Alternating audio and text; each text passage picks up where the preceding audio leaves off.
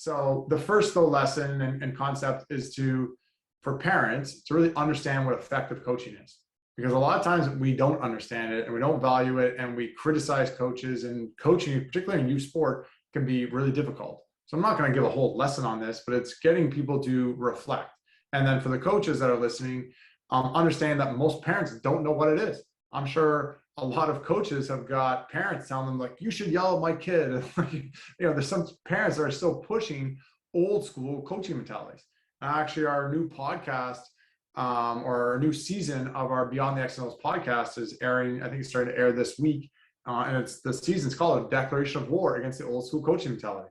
And it's just, there's a lot of old limited beliefs about coaching that, controlling and loud equals effective, which actually just demotivates athletes and makes them, loses out on their autonomy, which is key to intrinsic motivation.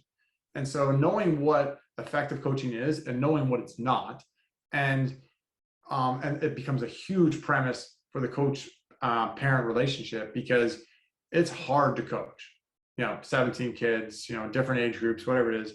And it's hard to be a great effective coach. Coaching is a thing we're always working on and evolving. And there's so many of these soft skills that are the most important as well. And it's hard for coaches to develop that. And so as a parent, it's so easy to go and be critical. Be like, oh, coach doesn't do this well, doesn't communicate that. And it's not helping. And instead, it's like, focus on what they are doing well. What are the soft skills? Are they building up competence? Are they being able to relate to them? Are they providing autonomy and giving them choices? And praise them for that when you can.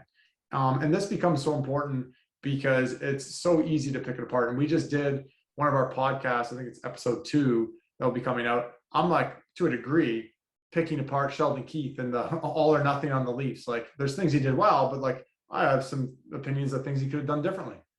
And especially on mindset and to the team, the success of the team in the playoffs, and this all or nothing, which the episode title is called "It's Not All or Nothing." Like it's not all or nothing. It's not the end of the world if they lose, which they did, and they got torn apart in the media.